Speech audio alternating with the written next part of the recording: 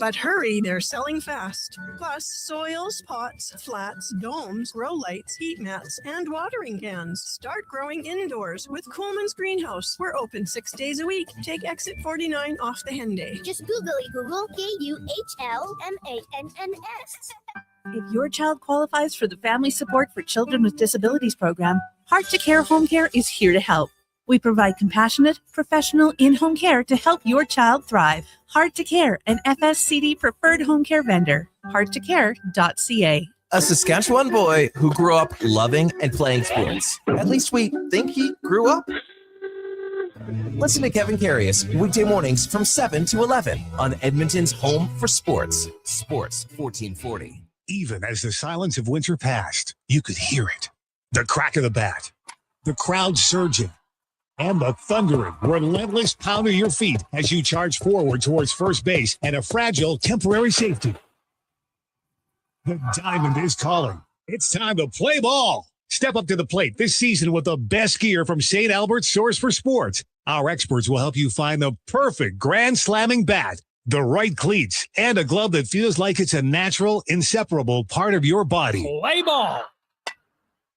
And if your trusted old glove needs some TLC, St. Albert's Source for Sports' glove relacing and repair services will get it back into game shape from the first practice to the final inning. St. Albert's Source for Sports has got all your bases covered. Safe. And if you're looking for cycling gear, we have all the bikes, equipment, and advice you need to keep rolling season long. Get ready for the season. Visit St. Albert's Source for Sports today. Want your advertising to drive real results? On Sports 1440, you're talking to fans who take action. Hi, my name is Darren Arsenault. I own Alberta Custom Concrete. I've actually only been advertising on the radio the last probably year and a half. It's really kind of incredible how people connect when you're talking on the radio. And when the message hits, the response is immediate. Well, 1440 was amazing to go to. We weren't expecting the response quite as suddenly as it was, but we literally had guys that came in and said, hey, we just heard you on 1440 and we want to see about getting our garage redone.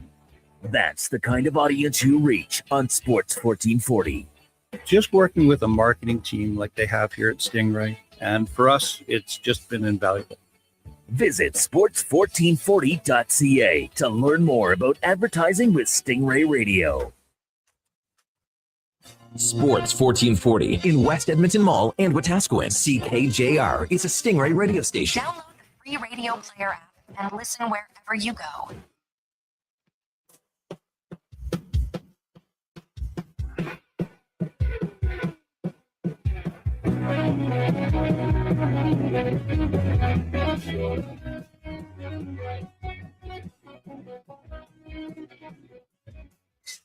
This is Hoop City with Paul Sir on Sports 1440. They do have a timeout. Decide not to use it. Curry, way downtown. Bang!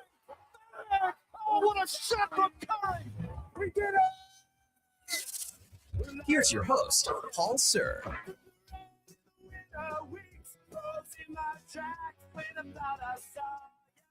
All right, welcome back to Hoop City. And once again, I'm sorry, I'm not Paul Sir. I'm sorry to disappoint you all.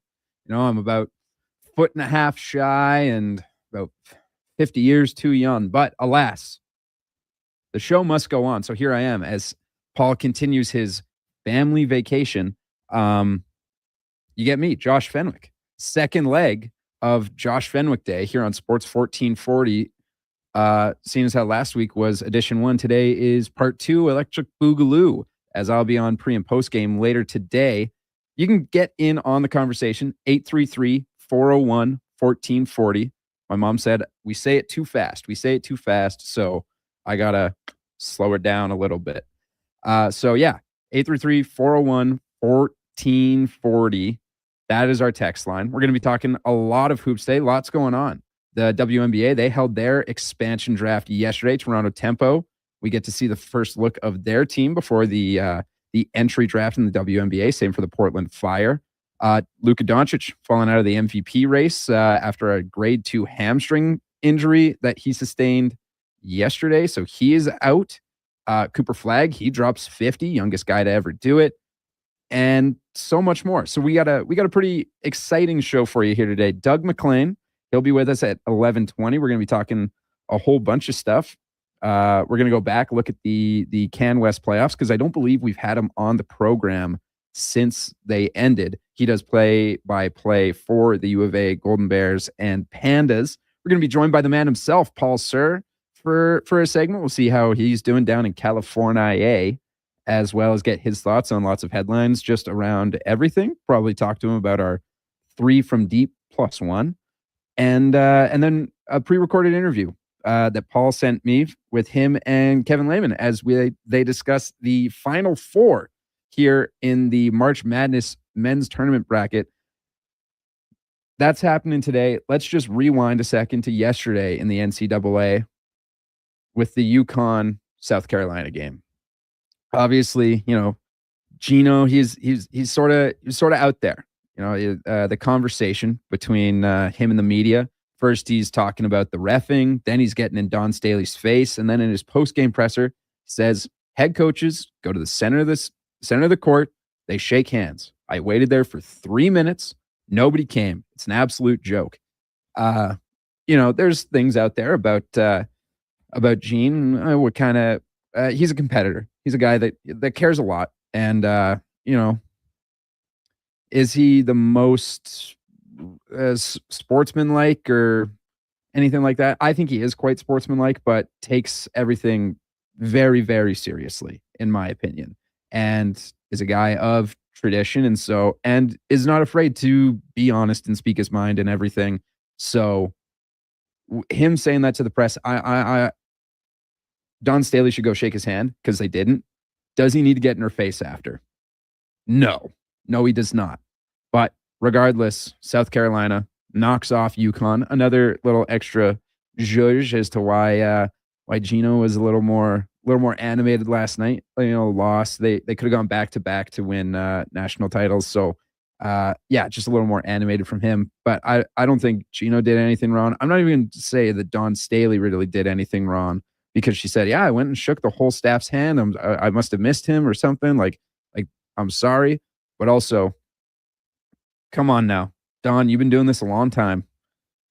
You know where he is. You know where he is. You can go. You can find him. I believe you. But yeah, just wanted to touch on that. So it's going to be Don Staley and South Carolina versus the UCLA Bruins. Bruins make it to their, I believe the headline was their first championship round. So pretty exciting stuff for them. I'll take UCLA for the story. And then also Final Four getting off today. Pretty exciting stuff. We're seeing UConn and Illinois. That's the early game. And then a battle of the 1 seeds, Arizona and Michigan. UConn, give me UConn. All right. Dan Hurley, he's got these boys drinking something. I tell you what, he is absolutely fired up. And I think that does a lot for a team. I think they're very excited to play. But I'm not fully ready to write Illinois off. So give me UConn. In true March Madness fashion, it's going to be a buzzer beater. And then drifting to the other side of the bracket. This is a homer pick for me because I am a fan of Michigan. On and off. Pretty casual fan of Michigan, all in all, in college sports. Needed a college team. Uncle's a Michigan fan. So I said, all right, Michigan, that's for me. Michigan, Arizona. I think Michigan is going to play the top end of their top end game. I think they'll win by 12 over Arizona, who probably does have the best player left in Darren Peterson. Probably going to go number 1 overall in the NBA draft this year, but who knows? Maybe Arizona goes up by 15 and he enacts the clause in his NIL deal. Hey, you know what? We're up. I've hit my threshold for things that allow me to take myself out of the game. So I'm going to do that. Not going to happen. Because if he does that, there's some serious problems and he tanks his stock terribly. But I like Michigan. At the top end of the top end, I think Michigan is the best team in the left in the tournament. So Michigan, FTW for the win. And then I have them winning the championship as well, because that's who I picked in my bracket. And I want to win. So if Michigan wins out, I believe I win our bracket it's Sports 1440. Maybe not, though. Maybe not. My max is 1240. And that is the only pick I have right in the Final Four. Actually, I was right about Arizona making it to the final. But Michigan, that's who I have winning. And I want to win. So there we are. Let's go to 3 from deep +1, because there's some interesting stuff that has happened in the NBA and WNBA literally just in the last 24 hours, essentially. First up is the Milwaukee Bucks, Giannis, and the NBA launch an investigation against the Milwaukee Bucks because the Bucks said, hey, you know what? Giannis, he's not healthy enough to play. And Giannis last night said, hey, man, I'm healthy enough to play, and they're not playing me. Like, what is going on here? I have some stuff here. So Giannis has been out since March 15th. He hyperextended his knee. He's missed 10 straight games. We saw a hyperextended knee earlier this year to a very, very good player, Nikola Jokic. He missed 16 straight games after hyperextending his knee, and we all saw what Nikola Jokic was when he came back. He was really good, but he was not Nikola Jokic. And he plays a lot less physical game than Giannis. He's not that much of a bruiser. Jokic is so good because he uses his mind. He does throw his body around in the defensive paint to make sure that he can snag those boards. But Giannis is a guy who relies a lot on athleticism. Even now, getting up to the age of 31 and things like he's still a very athletic player. As much as like Jokic is an athlete, he's not really that athletic, right? So, you missed 10 games. The Bucks only have 5 regular season games left. And he's like, put me in. The Bucks are eliminated from playoff contention. I can see where the Bucks are coming from for this. They're eliminated from playoff contention. They are most likely going to be trading Giannis Antetokounmpo in the offseason because they did not get a deal done at the deadline. And they don't want Giannis to hurt himself even more than he already has, because he's had 4 significant injuries this year, 2 calf strains, and now a hyperextended knee and a hamstring problem as well. Like,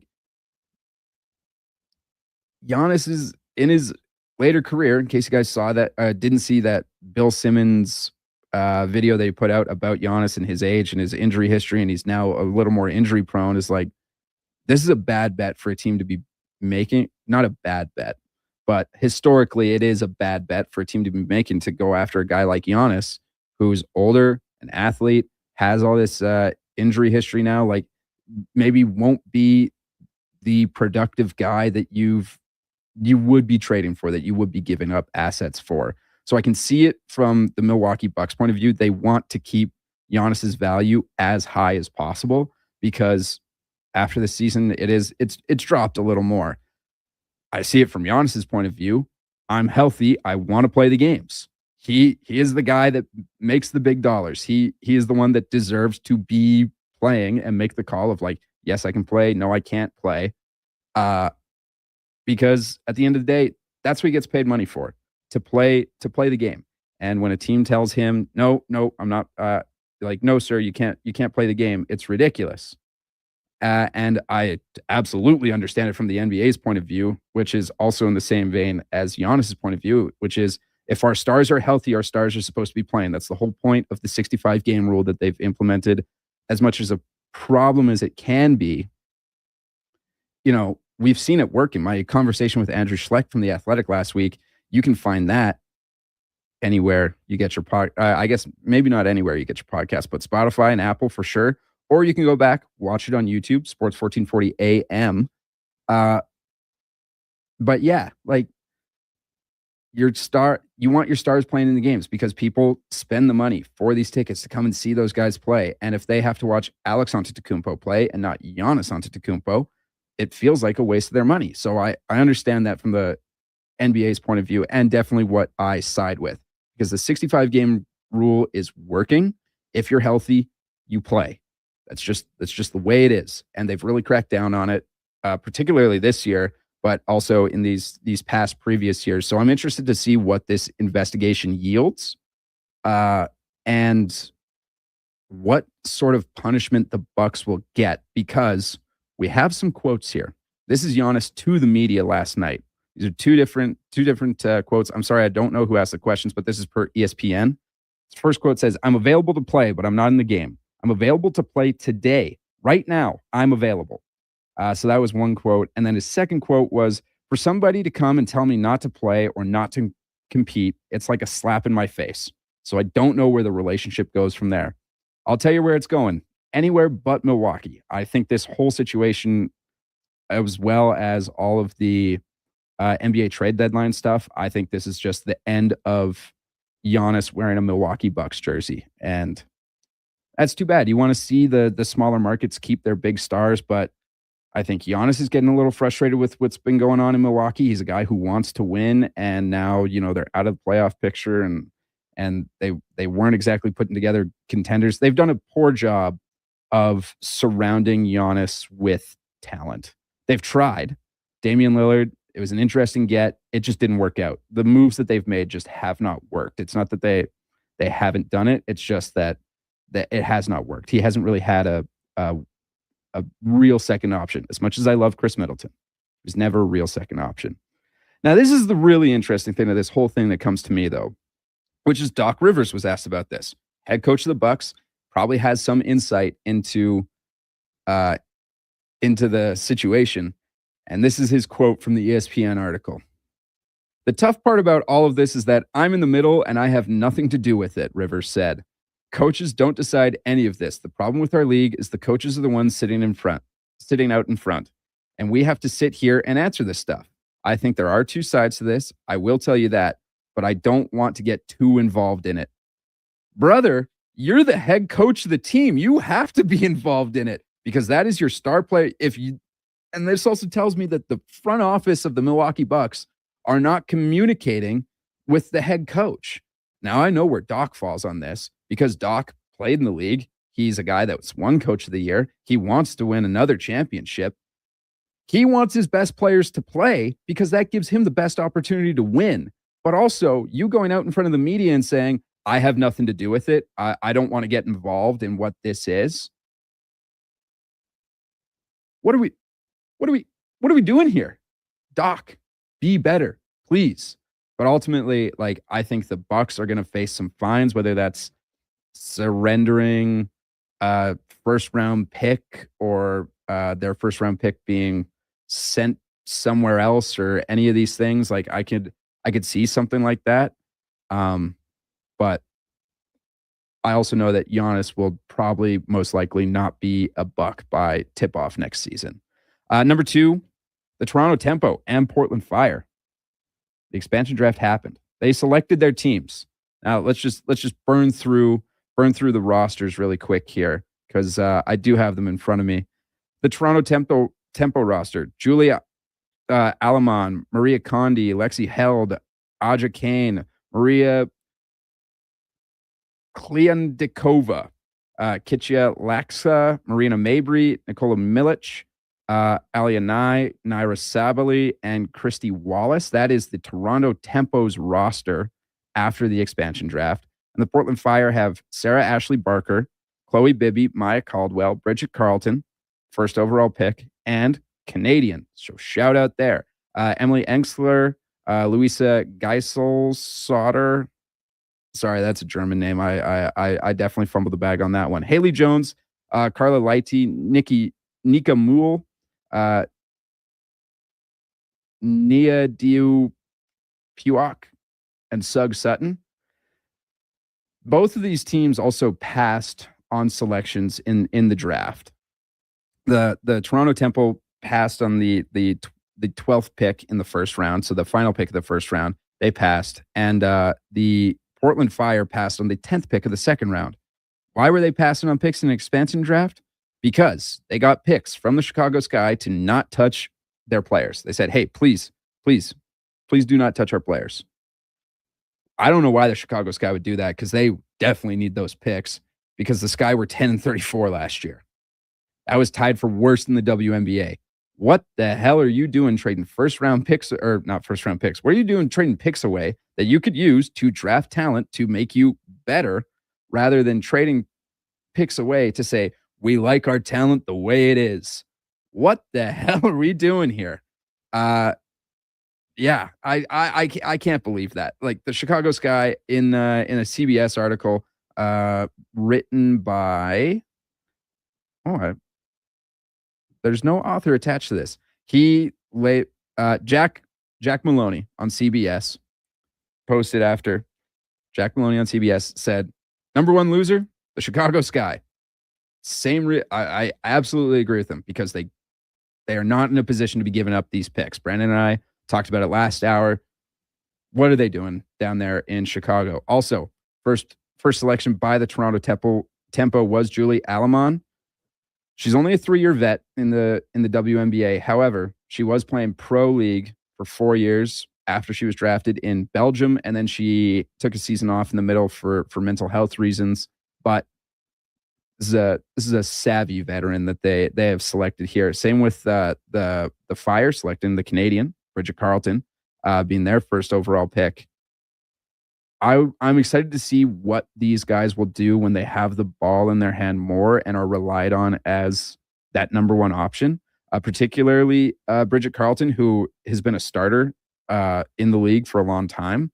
So I'm amped up to see what she can do, particularly shooting the ball, because she's efficient. She just doesn't get the shots every night. So I'm hoping that maybe we see her, jump up into the All-Star category, because she was third for most improved voting most improved player 2 years ago. And then they sort of just like docked her minutes and shots. So I'm hoping to see, like, if she's taking 10 shots a game, what sort of product that yields. And number 3, talked about it a lot last week, talked about it a lot this week, Luka Doncic and the MVP race. Well, Luka, unfortunately, will not be able to win any major awards or make any of the All-NBA teams because of a hamstring injury. He's out for the rest of the season, and he played 64 games in the NBA this year. 64, falling 1 game shy of the 65-game limit. This is a huge loss for the Lakers. Like Brandon brought it up on the Triple S today. What does this look like for the playoff picture in the West? Because the difference between the Lakers, who are in third, and the Minnesota Timberwolves, who are in 6th, is 4 games. And the Lakers have relied really heavy on Luka Doncic. Their record without him, I believe, is a losing record. This was brought up by Declan a multitude of times this year. So where can they finish here? I think that there's a real possibility. I would like to see them drop down into that 4 spot, and you hope that the Rockets hang on to that 5 spot, because you want to go up against this Houston Rockets team. The Timberwolves are a much better team than the sixth seed suggests in the West. And so they're also the team that knocked the Lakers off last year. So if you can drop down that 1 spot, keep home court advantage, and now you're playing the Rockets, and the Lakers sit down with LeBron James after the news of yesterday's injury, and they say, "Hey man, we need you to turn the clock back one more time. We've seen it. His legs still have it. We need you to carry us to the promised land, though. You need to be our best player down the stretch, because Austin Reeves is really good and can score the pill, but that hasn't exactly yielded a lot of wins. Whereas LeBron James, for 5 games this year, having to go hero mode like he did in 2018 with the Cavs, which is 8 years ago, but the one of the GOATs can still do it, I'm certain. So I think the Lakers hold on to home court advantage, but this Luka loss is absolutely huge, and they don't have a lot of space to test out a bunch of different lineups and everything. They sort of have to figure it out, and they have to figure it out quick, or else they're going to lose home court, and they're going to be playing a team like the Denver Nuggets in the first round, and then all of a sudden you rush Luka back. They got dropped early, and it's a whole thing. Really quickly here, our and one. As it were, Cooper Flagg dropped 51 points against the Orlando Magic last night. It was a 138-127 loss for the Mavericks, unfortunately. However, he is now the youngest player in NBA history to score 50 or more in a game. It's the most points put up in a game by a teenager, and he broke his own record that he set in January after he dropped 49 on the Hornets. So 51 against the Magic, 49 against the Hornets. And he is now the youngest person to ever drop 50. The former youngest, Brandon Jennings, when he was on the Bucks. Remember when he dropped 50 on the Bucks? He was 20 in, I believe, 52 days. This was an efficient 50 from Cooper Flagg, by the way. 19 of 30 from the field, 6 of 9 from 3, and 7 of 7 from the line. Cooper Flagg, that first overall pick, absolutely worth it. Absolutely worth it. So maybe things aren't all down for the Dallas Mavericks, even though they are losing a bunch of games. If they can put some better talent around Cooper Flagg than they did Luka Doncic, I think things are going to be okay in Dallas.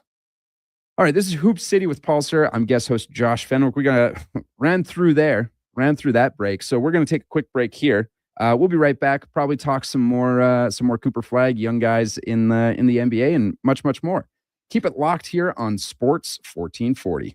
He's a legend in the booth and a master on the mic. Low Tide brings the banter weekdays from noon to 2. Sports 1440 is where Edmonton talks sports. Get in the game. Text 833-401-1440.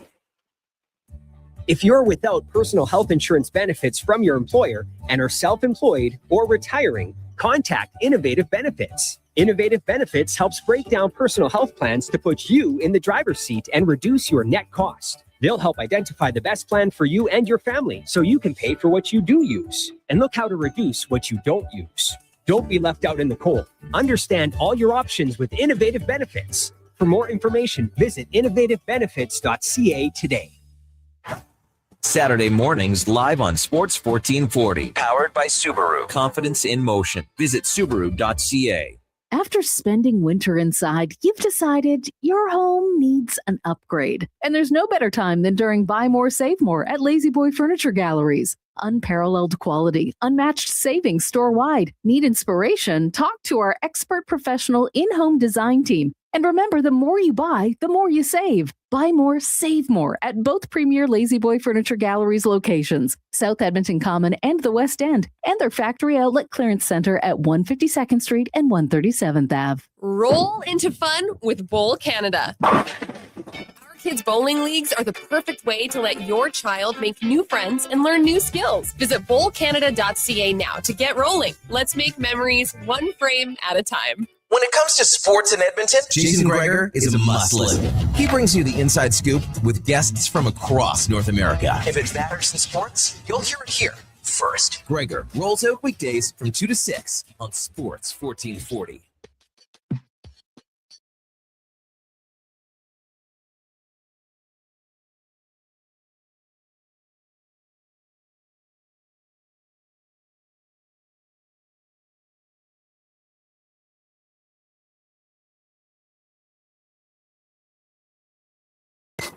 This is Hoop City with Paul Sir on Sports 1440. They do have a timeout. Decide not to use it. Curry, way downtown. Bang! Bang! Oh, what a shot from Curry! We did it! Here's your host, Paul Sir.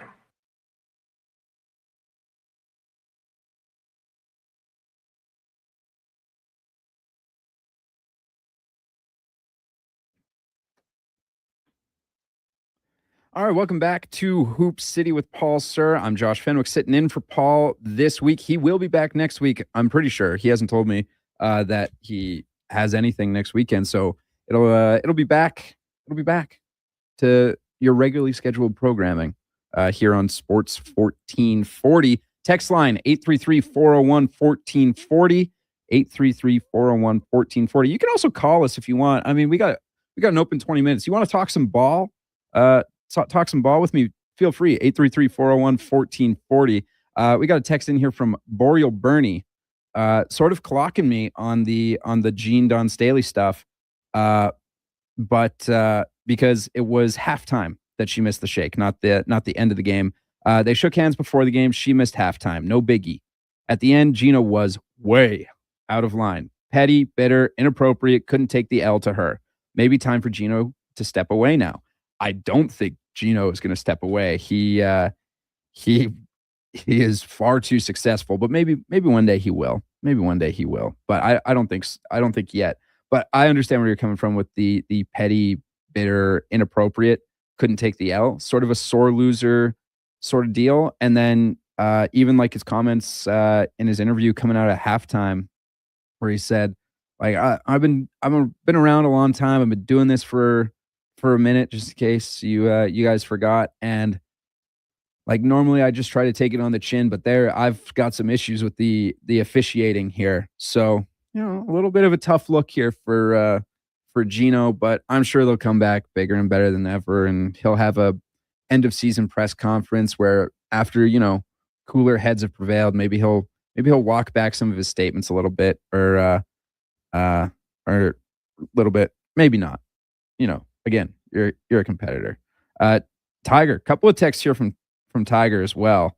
He said, "Come on, Josh, if that dude coach wins, he doesn't say a thing. Poor loser." Again, fair criticism of Gino. Fair criticism.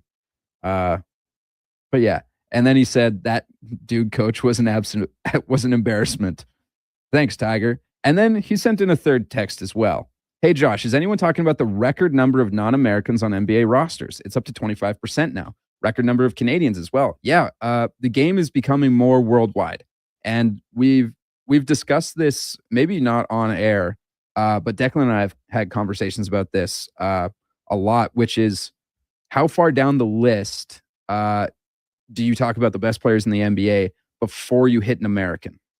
Because like we're talking Jokic, we're talking Giannis, Luka Doncic, Shai Gilgeous-Alexander, Victor Wembanyama. There's 5 players right there.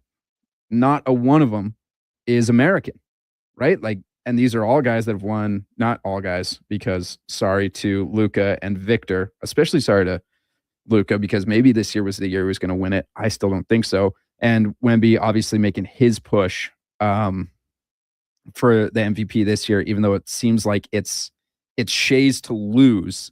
Yeah, absolutely. We've brought this up a lot, and that it is becoming a more worldwide game. And especially when you see the differences in particularly Europe, the way that they play the game, and guys like Luka Doncic, it's sort of becoming more like how the NHL works here in Canada, where like they're playing pro ball at the age of 14 or 15. They're playing for clubs at 14 or 15 years old, much like how, you know, the WHL.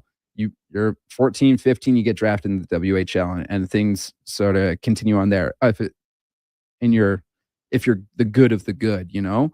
And they play a much different style of game over there as well. It's a lot rougher, so they rely on a lot more skill. The defense is a lot different. Luka Doncic has talked about it a lot in post-game press conferences and things, where he says, hey, you know, like, it's easier to score in the NBA.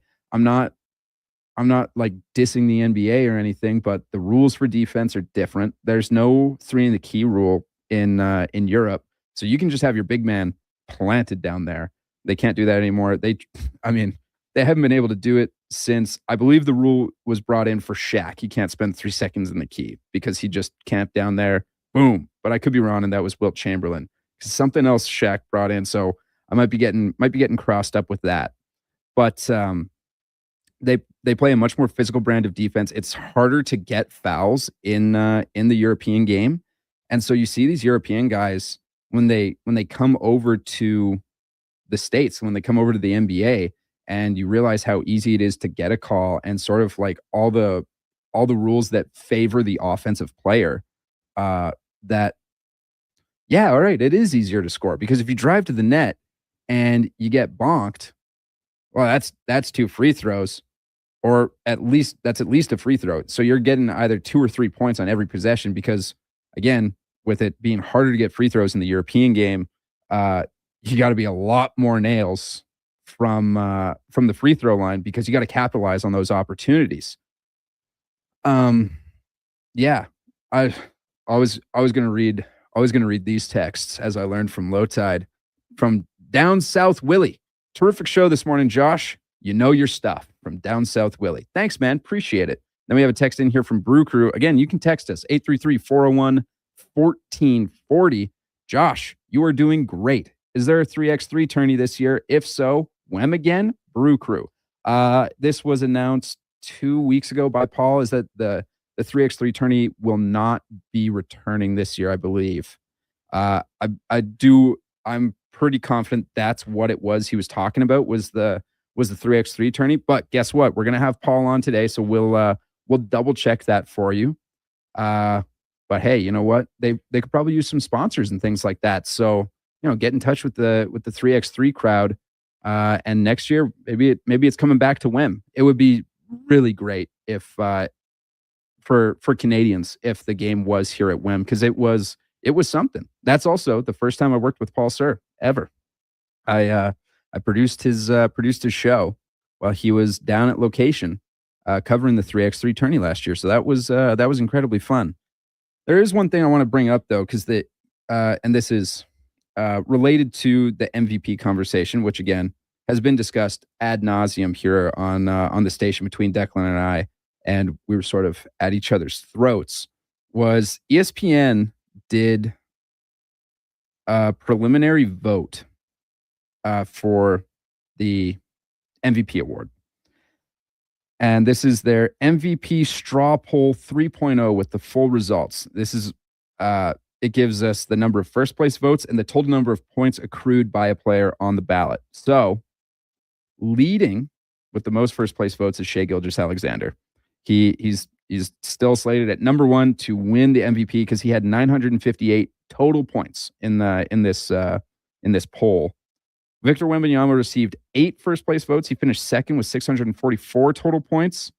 And Jokic places third. So that's your top 3 right there. He only got 3 first place votes. It's third overall, 500 total points for him on the ballot.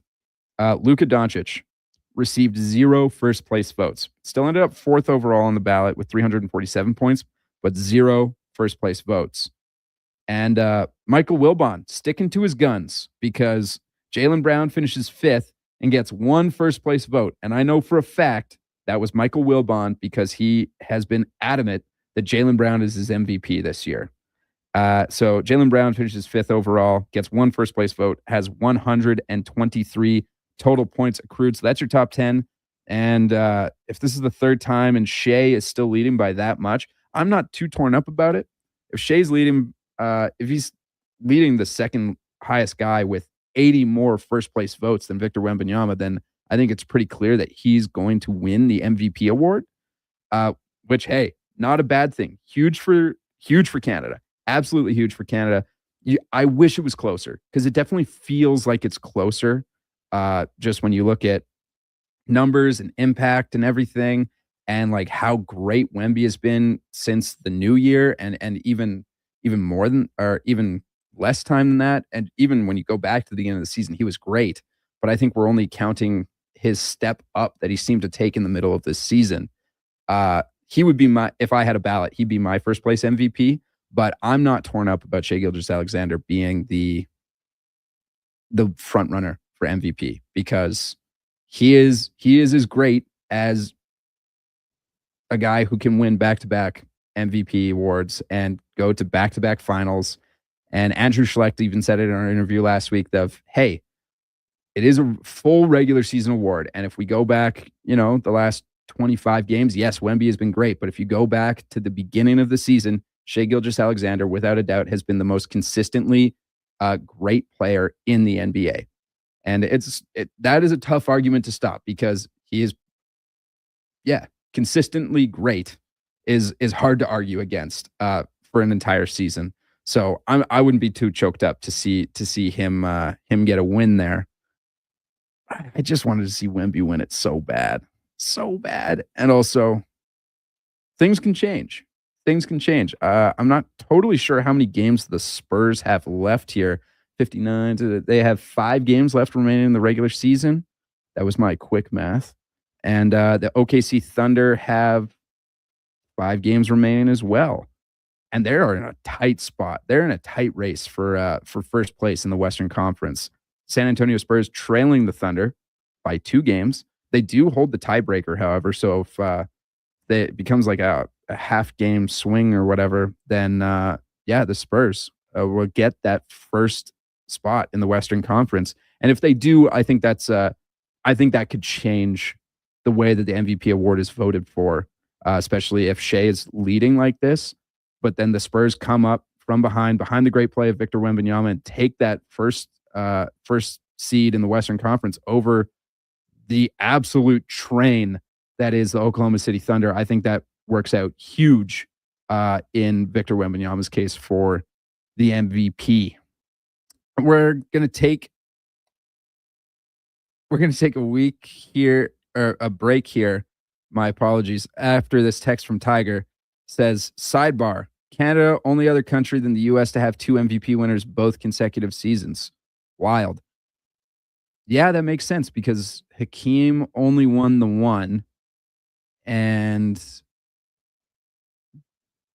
after that, Giannis would have, or then it was Steve Nash who was the next like international player to win MVP. And then Giannis won in 2019. Yeah, no, that makes sense. And then he didn't win in 20, even though he had a great case in 2020 and the season shut down and everything. So that was a tough beat. But then he won in 2021. No, that's not true because Jokic went back to back. He won 2. He's Serbian. And then Joel Embiid won, and then Jokic won again. So that would be pretty cool. Consecutive seasons, Tiger, because Nikola Jokic won back-to-back seasons. That's consecutive. Unless I'm mistaking what the word consecutive means, but like Steve Nash went back-to-back, a bunch of Americans have gone back-to-back, and then Nikola Jokic went back-to-back. So yeah, I don't know. If I'm not understanding your text correctly, feel free to text back. And yeah, all right, Tiger, whatever you say, man. This is Hoop City with Paul Sir. I'm guest host Josh Fenwick. When we come back, you will hear Paul Sir's conversation with Kevin Lehman, longtime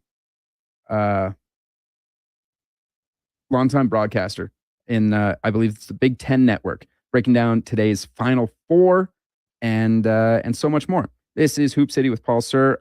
I'm Josh Fenwick on Sports 1440. Saturday mornings live on Sports 1440. Powered by Subaru, a world-class leader in environmental performance. Visit Subaru.ca. Running a business is tough. Finding new customers shouldn't be. Stop chasing leads. Let them come to you with Stingray, offering you access to more digital, outdoor, and traditional advertising platforms, including radio, connected TV, search and social, programmatic, digital advertising, and digital out-of-home. So while you're closing the next deal, Stingray is working for you to deliver more leads, more customers, more sales. It's that easy. Get started now at stingraymediasolutions.com and always be closing. Ride for Dad is back. Join Sports 1440 as we help raise funds and awareness for the fight against prostate cancer. The ride starts Saturday, June 13th at Blackjack's Roadhouse. Register online at ridefordad.ca and find more info at sports1440.com.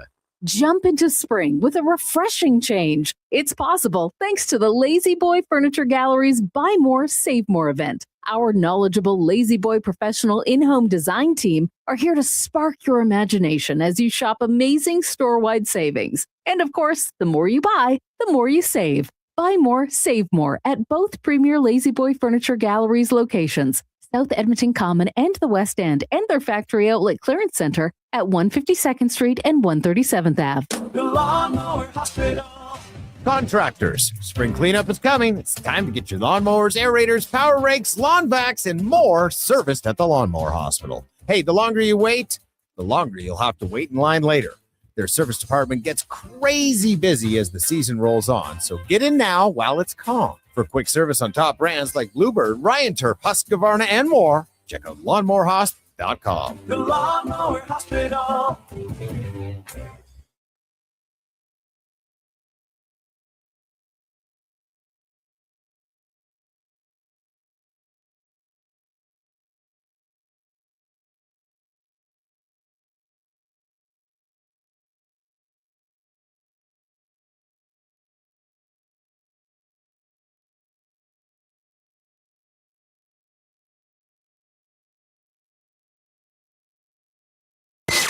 This is Hoop City with Paul Sir on Sports 1440. They do have a timeout. Decide not to use it. Curry, way downtown. Bang! Bang! Oh, what a shot from Curry! We did it! Here's your host, Paul Sir.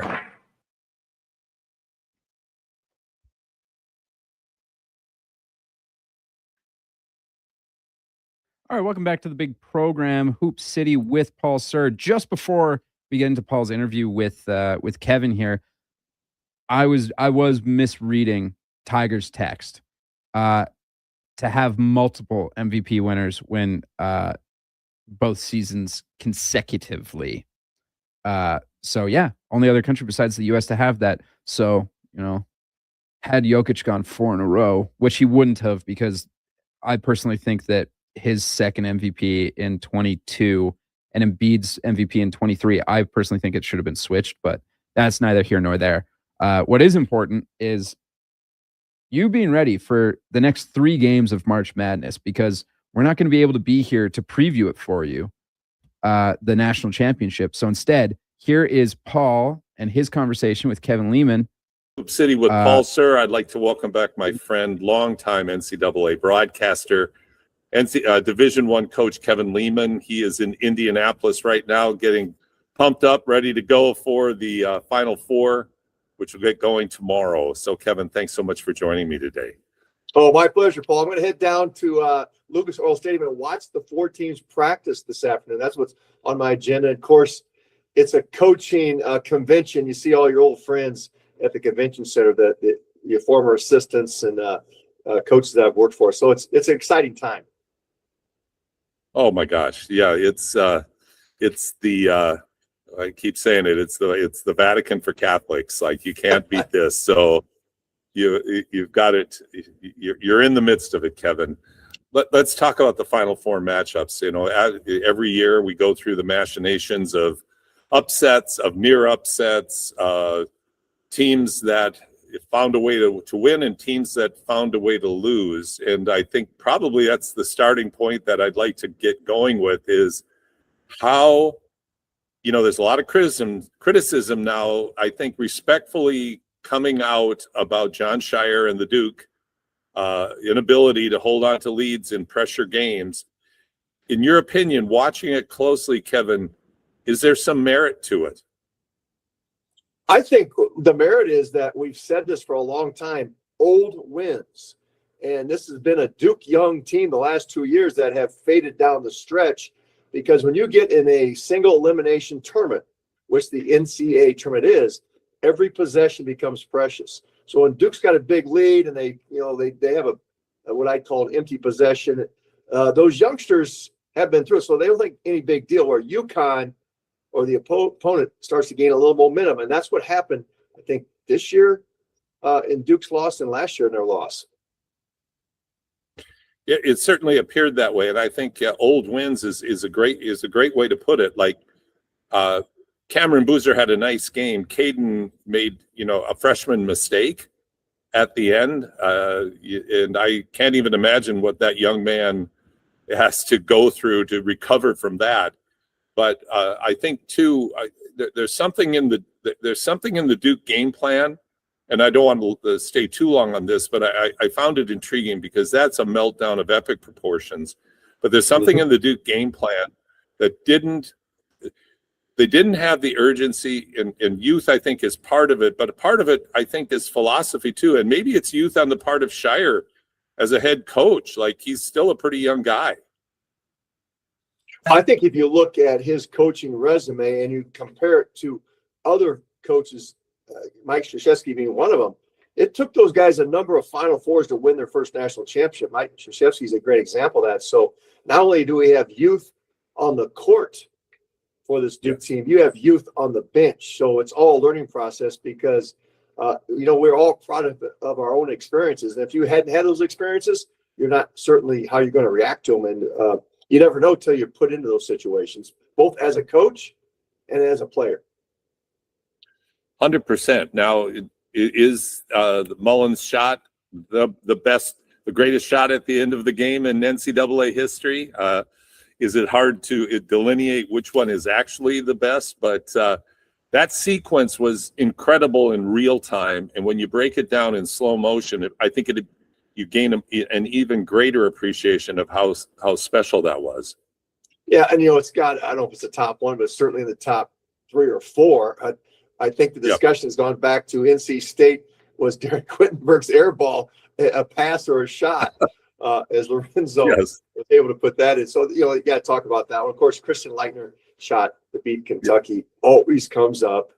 And the fact that would happen to Duke is a real reversal of those fortunes. And then also go back to the shot Villanova made to win the national championships. Also, I think it was Jenkins made that.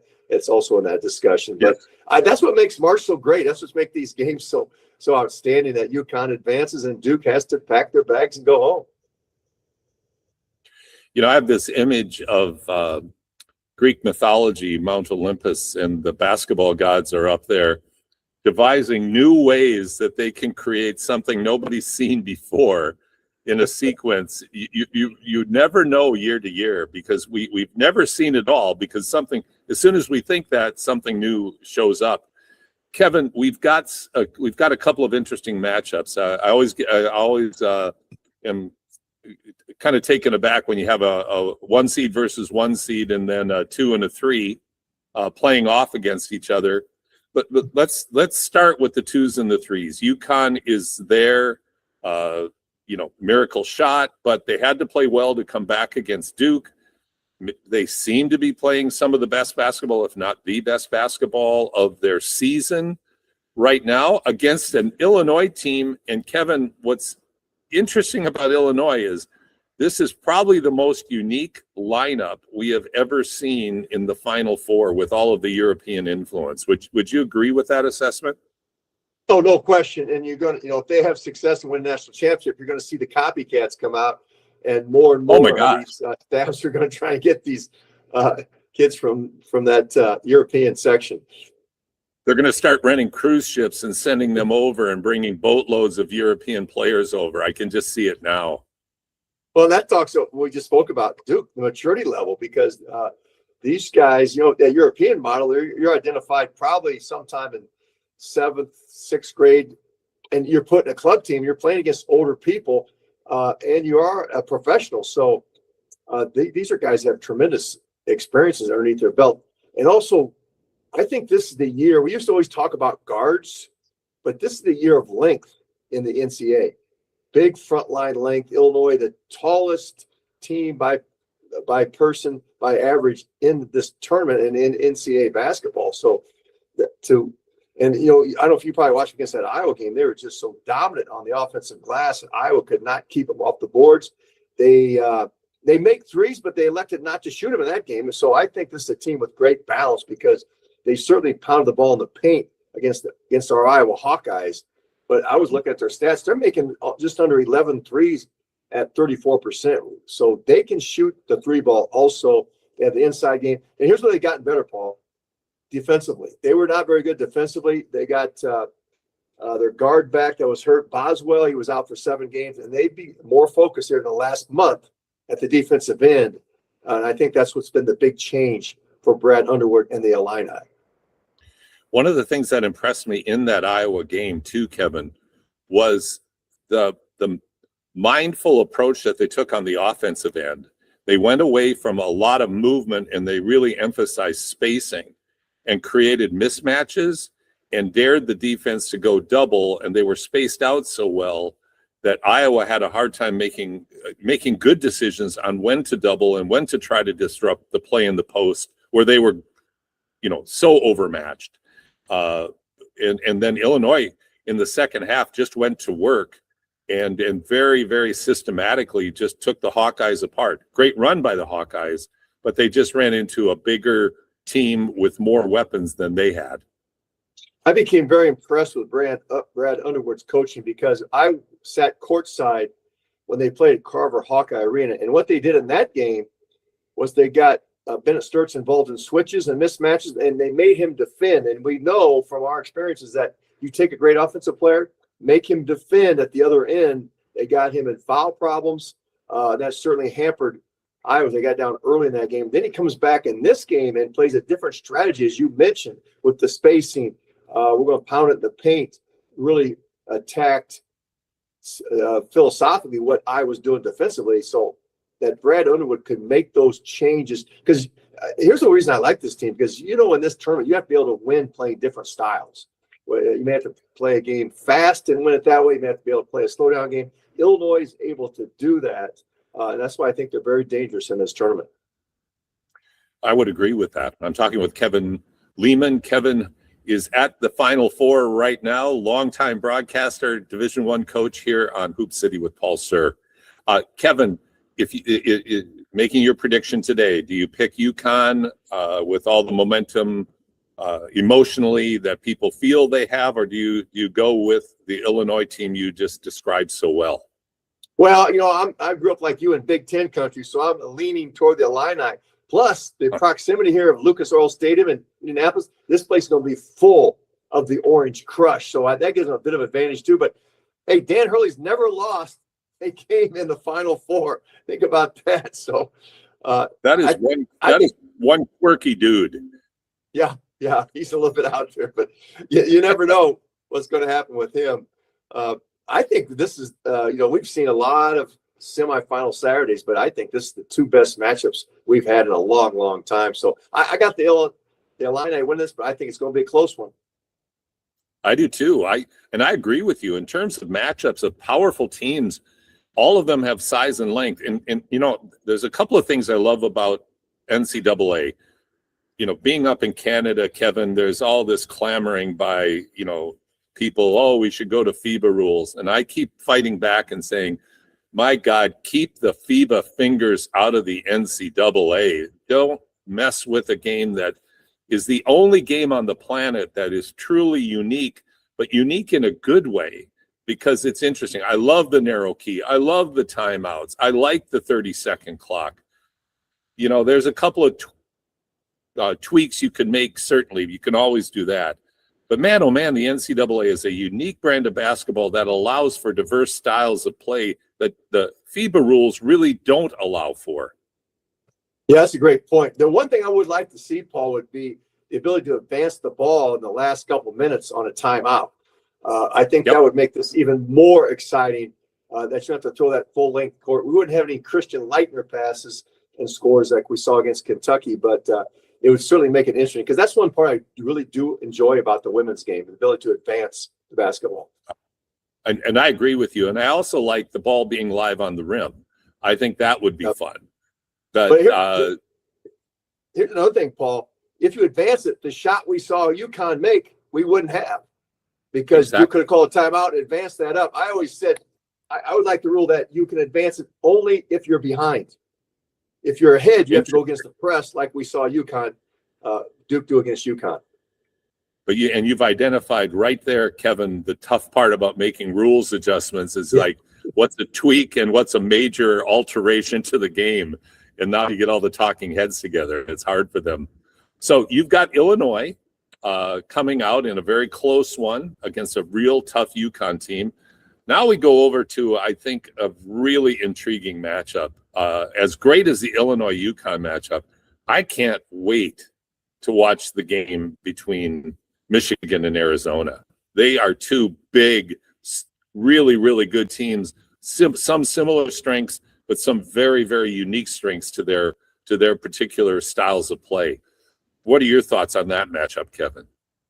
Well, they both those teams have been so dominant in this stretch to get here to the Final Four. And a lot of people say, well, this is the championship game. But no, the fact that we have it as a semifinal, we know we're getting that matchup, because one of them could have got knocked off if they were in different brackets. But that's the other question. People want to reseed when you go in the Final Four. I said, no. That would completely mess up all the thousands and thousands of people who do a bracket if you reseed the four teams when you get here to Indianapolis, because there's some talk of that. But this is going to be two heavyweights going at it. We talked before about Arizona's ability to be old school and attack the paint. But here's what I like about Michigan, Paul, and a little bit we talked about Illinois too. They can beat you playing fast. They can beat you playing slow. And it doesn't really matter to them how they're going to do it. Tremendous size. Yaxel Lunenburg gives them that point forward that are always tough matchups. But, the news down here, I didn't hear the end of it, but Elliot Cadeau, their point guard, had to leave practice the other day because of some sort of reaction to I don't know if he had an allergy or something, but I don't know what the health status of him is coming into this game on tomorrow. Ooh, that would be a massive loss for the Wolverines. But I think, I'm a Big Ten guy. This is where I'm torn, Kevin. I'm a Big Ten guy, but I know Tommy Lloyd, and Tommy, when he was at Gonzaga, really was responsible. I think the first American program that really actively recruited foreign players, and by foreign I mean not just Canadians but Europeans as well. They made their bones recruiting Europeans before anybody was doing that on an active basis. And Tommy's one of the really great people in the game right next year, but I think they're going to throw so much money at him. He's going to have a hard time saying no. But they really have an old school style of play in Arizona, in my opinion, with a little bit of new school nuance to it. But big, strong, really strong men inside the paint, absolutely banging the boards and beating people up around the basket. Now, Michigan brings a unique size differential that they haven't faced much. So it'll be interesting to see which team is able to impose their will on the other. And here's another question that we always come across when you go into a football stadium. How well do you shoot the three ball in that huge environment with different backgrounds? Because basically you have a basketball court in the middle of a football stadium. So the teams that rely on the three, such as Michigan, who's making just under 10 a game, versus a team like Arizona who's going to attack the paint.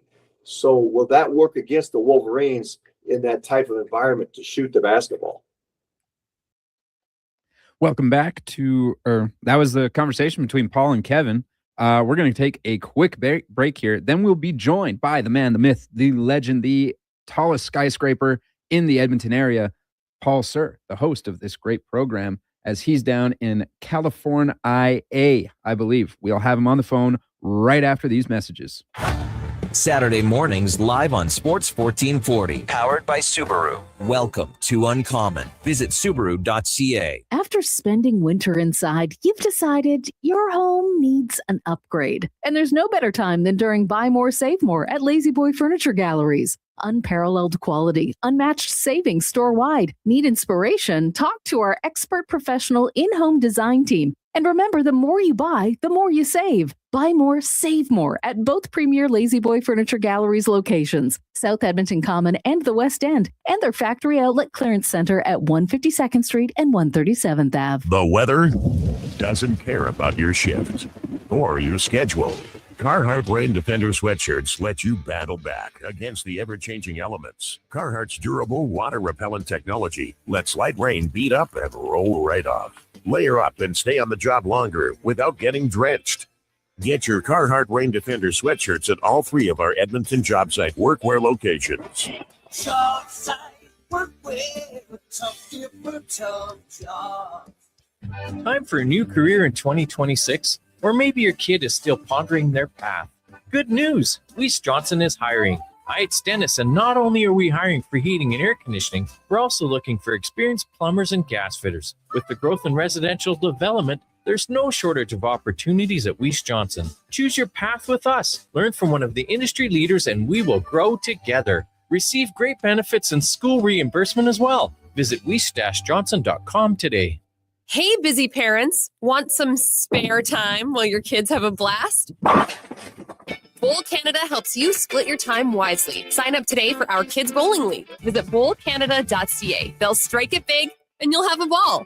Sports 1440 in West Edmonton Mall and Wetaskiwin. CKJR is a Stingray radio station. Download the free radio player app and listen wherever you go.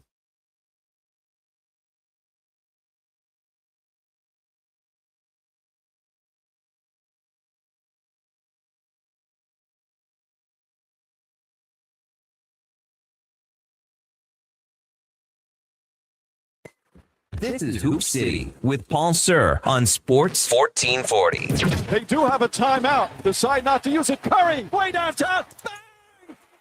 Bang! Oh, what a shot from Curry! We did it! Here's your host, Paul Sir. Now, traditionally, this is the part where I go, Yeah, welcome back to Hoop City with Paul Sir, with guest host Josh Fenwick, and I still do the same thing. However, now I get to say, joined by the host of Hoop City with Paul Sir, Paul Sir. Paul, how are you doing today? Doing great, Josh. Great to be here. You're doing a fantastic job. Very, very grateful for you doing that. But I have to admit, I've missed the show the last 2 weekends. That's for sure. As you should. It's been a absolutely hooting and hollering time here in the Sports 1440 studios with just me belting out the songs that are being played before going on air. It's the only day a week where I actually get to hear the music that's being played. So, fantastic. Great. Yeah, relish in that activity. So, Paul, I've been trying to figure out where to start, and I think we'll start off where I started the show off. What did you think of the Gino Don Staley interactions and thing yesterday from the South Carolina UConn game?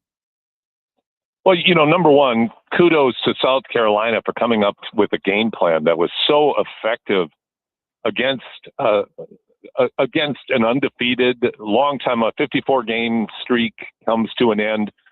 And in fair, I'm not giving Gino a pass. I thought the officiating for both games was very different than the officiating that I saw throughout the regular season and even in the first stages of March Madness. In terms of letting a lot of clutching, grabbing, and physical play, they let it go in a way that I'm not used to seeing in women's basketball. Having said that, Gino behaved very badly. It lacked dignity. It lacked class. No matter what he thought or what he felt, I thought his actions were abhorrent, number one. But number two, there was an indicator prior to this game with him complaining about the sites that were used for the women's playoffs or the women's March Madness versus the men's.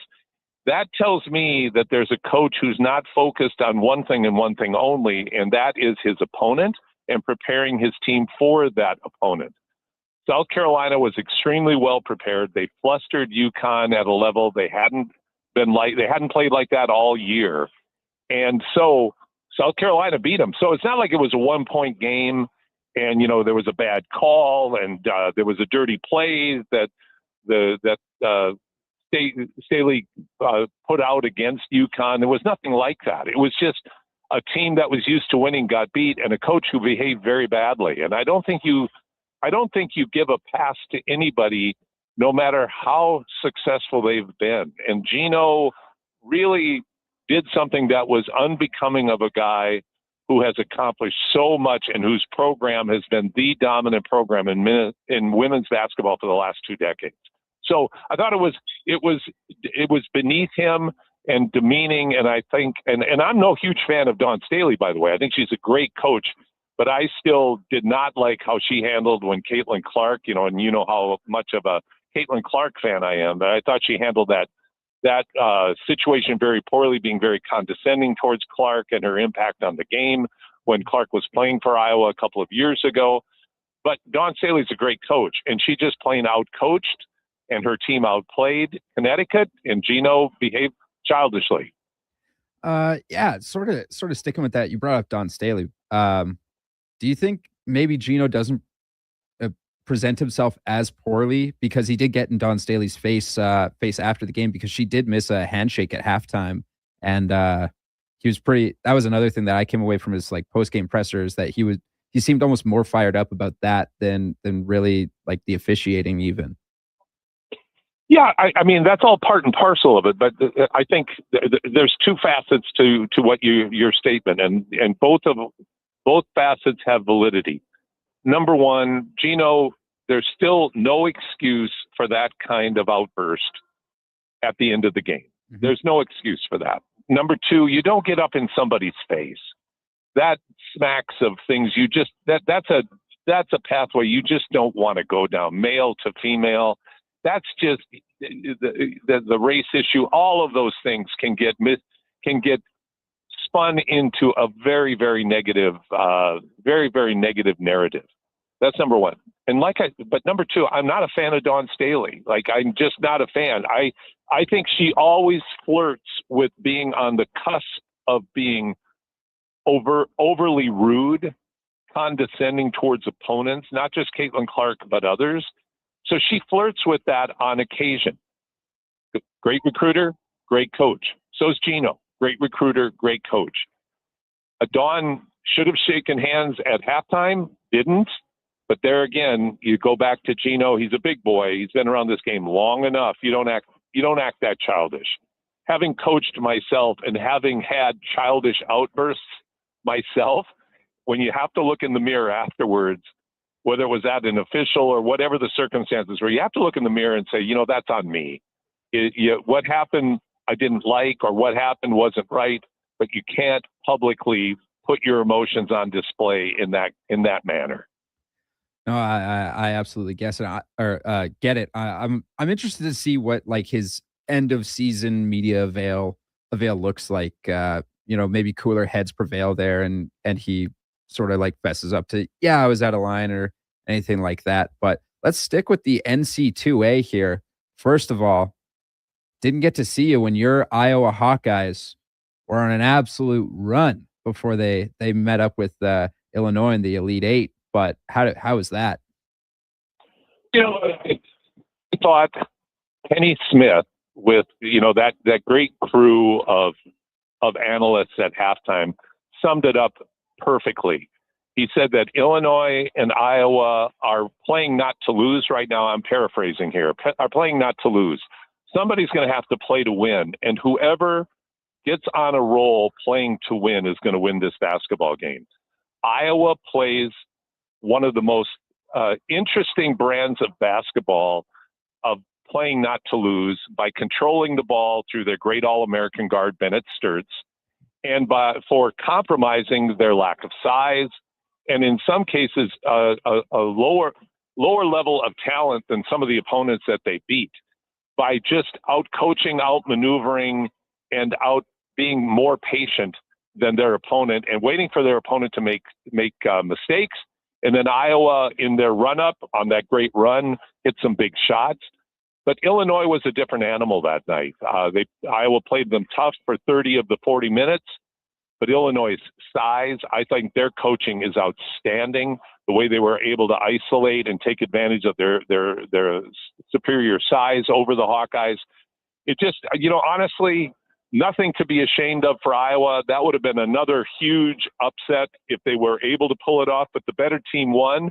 And I think the matchup between Illinois and the University of Connecticut today is going to be an intriguing one as well. Yeah, absolutely.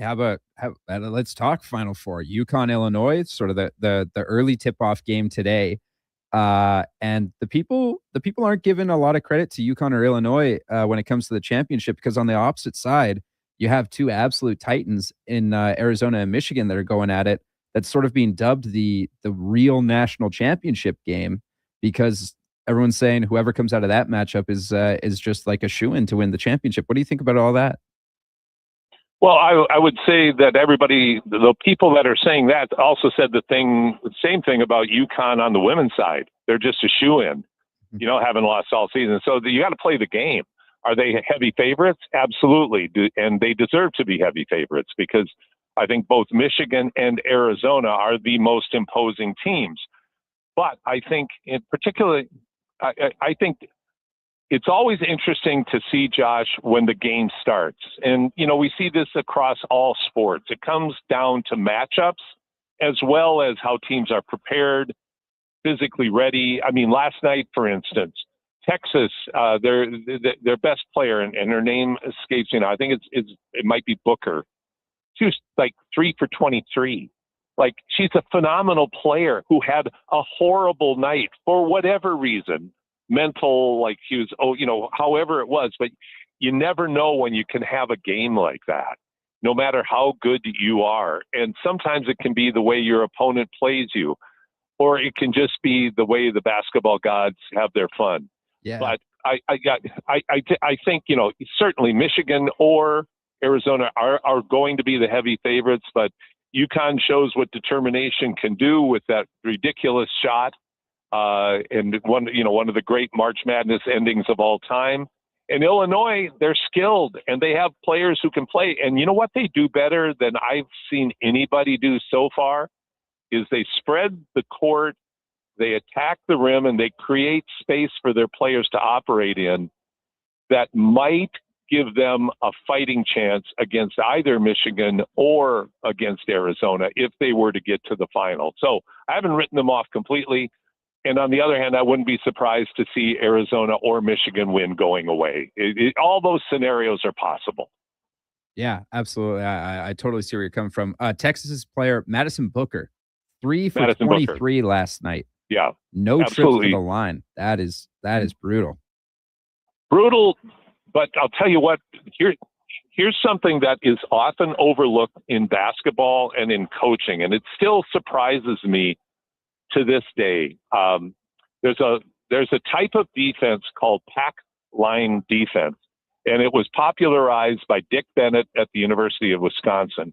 And the theory behind it is keep your player in front of you, guard the 3-point line, keep them in front of you, and make them shoot jump shots uncomfortably. And that's exactly what UCLA did to Booker last night. She was taking jump shots. Like you just pointed out, a critical factor is normally she gets to the line a lot. Last night, of course, they have the great center Betts, who's 6'7" and a shot blocker, shot changer in the post. But that combined with the fact that they kept Booker in front and made her shoot pull-up contested jump shots, which she was not hitting, obviously flustered her. So you talk about a successful defensive strategy, making an outstanding player uncomfortable. UCLA accomplished that last night. Booker was not able to impose her will. She had to play differently. And last night, it wasn't her night to be up to the task.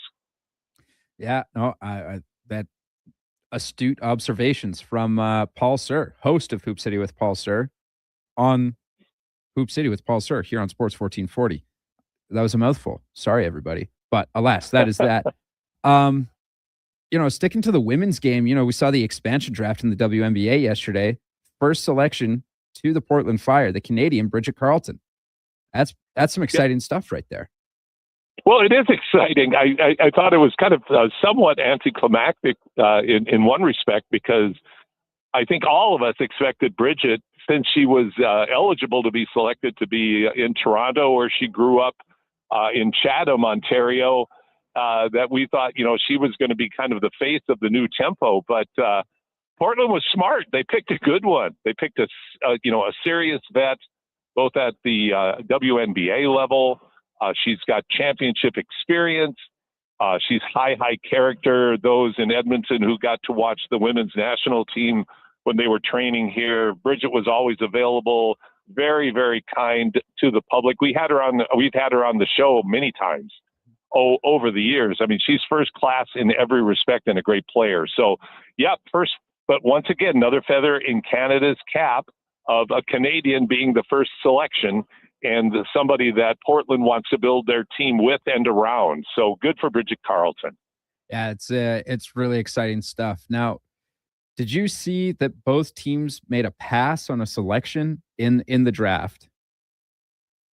No, I did not. I'm sorry. Oh, okay. Being away, I missed this one. So inform me. I'm very excited to tell you about this, because before the draft on Wednesday, the Chicago Sky completed trades with both franchises. They gave the Portland Fire the number 17 overall pick in exchange for the 21 overall pick to not select any of their players in the expansion draft. And then they sent the number 26 overall pick to Toronto as a, hey, we'll give you this. Please don't select any of our players. Paul, the Sky were 10-34 last year. What the hell are they doing? Doesn't sound like that is the dumbest thing I've ever heard in my life. Of why would you do that? I also think, why would Toronto and Portland do it either? Now, maybe Toronto and Portland looked at who was available and said, you know what, we'll just roll the dice, because what we're going to get isn't championship pedigree anyway. So we might as well go into the draft, and it is a pretty good draft class this year. On the women's side. So But once again, the WNBA is an interesting league in the fact that they're a major league in every respect. Really excited that they A, got the deal done finally with their collective bargaining agreement, and B, that the women are being paid as true professional athletes now, as opposed to having to go work at 7-Eleven to make ends meet or go overseas and play with the way they were being paid before. So they've taken big strides, but once in a while they still do things that you just kind of shake your head at and go, that's kind of a minor league approach to things. But hey, hopefully both teams get good draft picks. Chicago is satisfied with keeping their lineup intact. Maybe they feel like they have enough pieces there that just need continued ongoing development to improve, and that they will also get a good draft pick, and their team will perform better than that 10-34 dismal showing that they had last year. That's a good hope. All right, one of my last ones here for you, Paul. Cooper Flagg becomes the youngest player in NBA history to drop 50 points in a game. The most scored by a teenager, where he broke his own record because he scored 49 against the Hornets just 2 months ago. Passes Brandon Jennings for the youngest player to ever score 50. In case you forgot about Brandon Jennings dropping 50 for the Bucks. Right. Maybe things aren't looking so bad in Dallas. Cooper Flagg's really come on in the second half of this season here. What do you think about his game since the firing of Nico Harrison, essentially? I think Cooper, it's going to be interesting to see, because I think the way things are shaping up right now, Cooper Flagg could end up not being Rookie of the Year. And when you talk about the numbers that you just shared, think of how ludicrous that might be, except for the fact that Con Kneppel from Charlotte has had such an impactful year. He leads. This is what blows me away. Just absolutely blows me away. He leads the league in three-pointers made. Con Kneppel, a rookie. The whole league. The guy's incredible. But Cooper Flagg probably will end up being a better player if he stays healthy throughout his career. Mm-hmm. And you can make the argument that right now, had Cooper not been injured, he might be in front of Con Kneppel as the favorite for Rookie of the Year. I think Cooper Flagg is everything that people thought he was going to be. And I also think that the areas of improvement, most particularly around the three-point shot, where he shoots just under 30%, he has room to improve. That's a scary thought, that you have a 19-year-old scoring 50 who needs to really work on his three-pointer. When he gets that nailed down, wow, is he going to be something else? If Dallas is successful in putting the right pieces around him, and what they need is Kyrie Irving back, playing well and staying healthy, and one other piece. And then I think the rest of their lineup they can tinker with and be next year a much, much better version of what they are this year, which is awful. But when you've got the kind of nonsense that Nico Harrison pulled off, Anthony Davis coming and being hurt all the time, Kyrie being gone for the entire year, Klay Thompson a shadow of himself. Like, you have all of those factors together. As well as Cooper has played, he hasn't been able to have the impact in the W column like Con Kneppel has had in Charlotte. And I think that's what gives him the edge, quite honestly, Josh, is the fact that with Con on their team, Charlotte started horribly, but have come on like gangbusters and are going to be a nightmare first-round playoff matchup in the East. Oh yeah, no doubt. I mean, like they're making a bid for not even having to play in the play-in right now.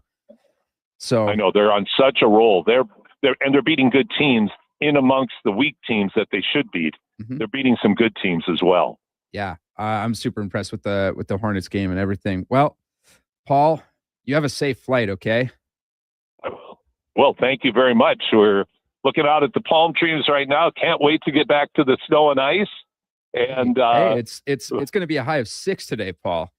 Oh my gosh, I'm kind of perspiring already just at the thought of the heat wave. But I'm excited to get back, Josh. And thanks again for doing such a great job in hosting.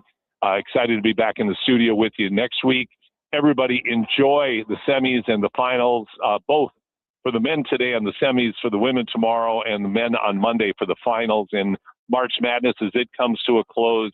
And then we've got the runway up to the NBA playoffs. So the best of basketball is yet to come, not even to mention the draft and the start of the WNBA season. So lots of hoops to talk about, Josh. Thanks so much. Hey, thanks so much, Paul. Again, have a safe flight. We'll see you next week. Sounds great. Bye-bye. That was Paul Sir, host of Hoop City with Paul Sir. So he was a guest on his own show. Very rare that ever happens. We're going to take a quick break here, and then coming out of the break, we'll be joined by Doug McLean, regular contributor here on the program. This is Hoop City with Paul Sir with guest host Josh Fenwick on your sports leader, Sports 1440. 24 hours a day, 7 days a week. Edmonton sports fans, stay informed with Sports 1440. Stream us. Listen to us on the AM dial. However you consume this radio station, thanks for listening. Saturday mornings live on Sports 1440. Powered by Subaru, a top safety pick for unmatched peace of mind. Visit Subaru.ca. Own and run a small business? Innovative Benefits provides private health service plan setup, as well as administration services for businesses like yours. But the best part is, Innovative Benefits offers benefit plans that cost less than the industry average, 20 to 40% less. And they provide 100% coverage with no insurance company rules, administration, or interference. So if you have medical, dental, or healthcare expenses, their plans will always increase your cash flow. Visit innovativebenefits.ca for more. April 7th and 8th is the Critical Care On the Air Radiothon for Stars, your chance to support this vital service that delivers life-saving care to Albertans. Listen for stories from Stars VIPs, very important patients, and how Stars has made a difference in their lives. You'll also hear from members of the Stars team April 7th and 8th, the Critical Care On the Air Radiothon for Stars, presented by BHP and Parrish and Heimbecker. Please donate and help keep Stars flying and saving lives. Visit criticalcareontheair.ca. Take the pain out of airport parking with Park to Go, your first-class parking experience. Book self-serve and valet parking and save up to 30%. Book now with promo code RADIO. That's RADIO. If you've got a smart speaker, get it to play Sports 1440. And it doesn't matter when you listen as we roll out the sports talk 24 hours a day, 7 days a week. Edmonton's home for sports radio is Sports 1440.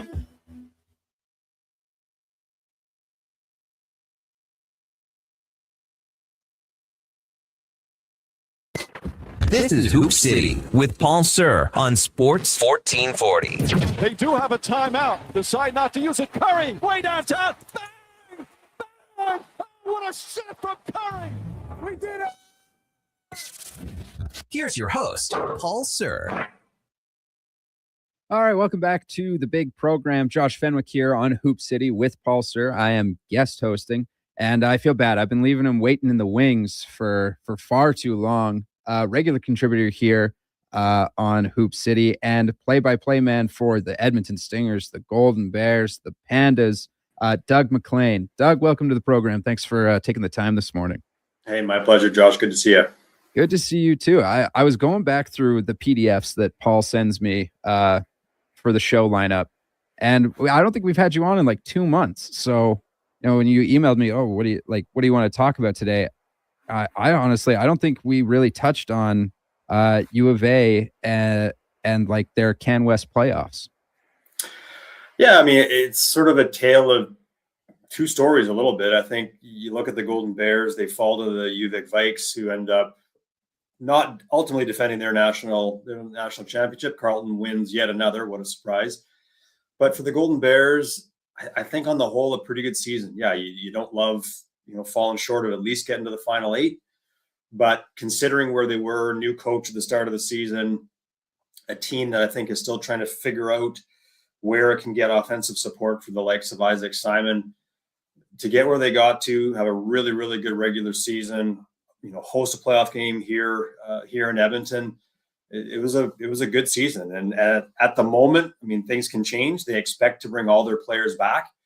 So that's a real positive heading into next year. So I think disappointing, of course, your goal is to win a national championship. That didn't happen. But I think on the whole, considering where they were coming into the year, I think it was a real positive. The Pandas on the flip side, really good regular season, stumbled a bit against some of the top competition in Canada West after Christmas. Beat UVic in the playoffs. We're up on UBC with an opportunity to move on, and gave up a lead, in the second half or in the fourth quarter, I should say, and ended up falling to UBC. So I think a season where bigger expectations, a veteran-laden team, they do lose 5 players, so that's going to be a bit of a challenge for Scott Edwards. But again, Scott has always done a great job of building outstanding depth within his program, and I think there's no more strong recognition of that in the sense that in their final game against UBC, if a first-year player, Mission Miller, has a double-double, 19 points, 11 rebounds, she's going to be, I think, the face of this program going forward. So they have someone really, really solid to build around, a member of the Canada West all-rookie team this year. So, yeah, you lose 5 players. That's not going to be easy to replace, but they're still deep. Disappointing year, but I think they've built a team that can come back year after year after year and contend. It's not going to be easy. Calgary's going to be good again. Saskatchewan wins another national championship. They're going to be tough again. But I think the Pandas will be right in the mix. And I think they'll have a bit of fire coming off the fact they maybe didn't get as far along this season as they'd hoped. And certainly off their 10-0 start to the season might have projected. Yeah. And then in that Can West final on the women's side, the Dinos, they take the win, right? I'm not reading that wrong. I wasn't missing that. It was. Yeah, no, Saskatchewan ended up. Yeah, they lost in the semi, and Calgary ends up winning the Canada West title. But all that really did was, this is changing as far as I understand. There will be no longer a wild card in the final 8 on the men's side or the women's side. So had that been next year, the Huskies would have been done. They'd have had an undefeated season and been out. But they got the wild card, and not, hey, you don't. I think I don't have it exact information. I think they were the 5th seed, so. That's a tough matchup. If you're the 4 seed, suddenly you're going to play a team that has lost basically 1 game in the last, I think they won 51 straight games. So not an easy thing to face at Nationals. But the Huskies were the favorite. I don't care what seed they were at, and they ended up prevailing. And this Tomidas wins, who I know was on your show a couple weeks back, win another national title. Yeah. The Huskies, it says here they were a 2nd seed. That can't be right. Yeah, they were not. No, based on the way the rules work, that's not even possible because U Sports protects the conference champions. So I think they were the 5 again. I should have pulled out. I think they were the 5 seed going in. We saw an issue with that here a few years ago when we hosted men's nationals, and Carleton, who steamrolled through everybody during the regular season, lost earlier in the OUA playoffs. They ended up, if I'm remembering correctly, as a 7 seed. Which was honestly absolutely absurd, Josh, and was ridiculous. They were, again, the best team in the country. That led to Alberta and Carleton playing the quasi-national final in a semifinal here at the U of A. It was an unbelievable game. Bears probably should have won late with some free throws that were missed, but nonetheless, Carleton went on and beat the Saskatchewan Huskies of all teams in the national final. So that seeding issue can create some challenges for sure, and it's something I'd love to see U Sports change. To me, the way I would do it, you win your conference championship, congratulations, here's your trophy, here's your banner. All that does is guarantee you a spot at the final 8. Doesn't guarantee you preferential seeding. You take the 8 teams that are there, you rank them based on what their seasons were like, and you go from there. Whereas the way it's done in all sports, and I've seen that having worked at the university, when we hosted men's hockey nationals, you're trying to sort of navigate through a whole bunch of different parameters. Conference teams can't play each other early on in a tournament, things like that to start to affect how seeding works. I'd get rid of all that. Here are your 8 teams, map them out, and then go from there. Whether, Saskatchewan plays Alberta in the quarterfinal, so be it. If that's the way that the 1 through 8 should work, then so be it. But that's not how it works. So conference champions get preferential treatment, which I'm not sure always works. I absolutely. I'm smelling what you're stepping in here. Now, another thing that had a lot of seeding controversy around it this year was the NC2A, and March Madness. Obviously we saw. Oh man, now they're lost to history now. They went undefeated though. Oh, this is so embarrassing. Live on radio, and you forget a team that was undefeated all year long. Oh well. I'm Anyways, too, so I'm not helping you out. yeah, no, this is a tough beat. Sorry to everyone that was listening. I really let you down here. But you're right. I mean, I think the reality. I mean, no matter what, for years as I've been watching this Miami tournament, of there's always Ohio. controversy. Sorry, There you go. That's right. Yeah, there's always controversy in this tournament, and it's. I mean, I've always thought I would love to be one of the people in that room making those decisions and trying to figure it all out. And I think it's just become more complex year after year after year, and the analytics they have now to try to map out the 68 teams and look at who should be where and how that's going to work is fascinating. And of course, there are always going to be teams that are left outside the room and have to make a decision to go play in the NIT instead. But I guess the controversy creates some of the fun in all of this too. But yeah, you're right. A team like Miami of Ohio ends up getting, maybe a little bit disrespected, but that's a common occurrence, I think. almost not making the tournament. So how early into the tournament was your bracket broken, or are you looking pretty good right now? I'm not bad. I mean, there's a group of friends. We do it every year, and yeah, I did okay. It was me and another friend are kind of in the running to win the thing. I had Duke not collapse in the final 10 seconds, I would have had 3 of the final 4 teams. I'm sure I'm not the only one, but I was still in decent shape. So I did okay. Actually, I had a pretty good first weekend, to be honest, but then it started to fall apart a little bit after that. Yeah, fair enough. All my brackets broke like essentially immediately. I still am in the running to win our Sports 1441. But I think I am by technicality mathematically eliminated, which sucks. Oh well. What you've been keeping up to date on the tournament though? Like, what are some of the great games that you've caught so far? Yeah, it's been, that's a good question because there's been a ton of them. I mean, I guess it's a bit of recency bias, but it's certainly think back to, just last weekend and the Duke UConn game. It's hard to not ignore, or it's hard to ignore that one considering how it played out. And a game that I just thought was really fascinating in a lot of ways. You look at a Duke roster that's much, much younger, probably higher pedigree talent-wise than UConn top to bottom, but then you got the experience on the UConn side, and I think we saw a little bit of all of that. 15-point halftime lead, and what was the stat? I think they threw at the teams with a 15-point or more or greater halftime lead were 134-0. Yeah, in the tournament, and they're now 134-1 with UConn having come back. And I just think we saw a lot. I think it's such a good example of where the sport has evolved. I mean, again, Duke, a really freshman-heavy team, tons of talent.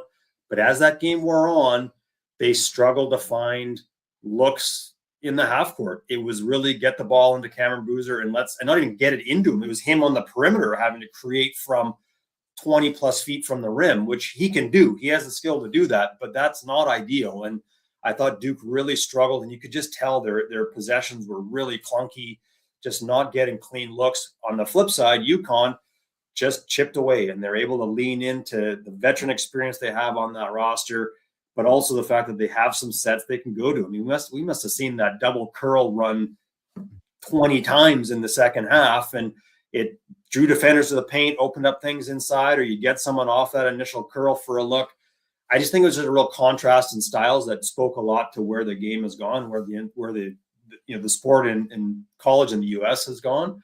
And to me, it was just a really interesting game. I mean, we can dissect the last 10 seconds till we're blue in the face and how things might have gone differently. But it was just, I think, emblematic. Tournament's been really entertaining. That's the game that pops to mind. But I think you're right, Josh. There have been a ton throughout the first 2 weekends.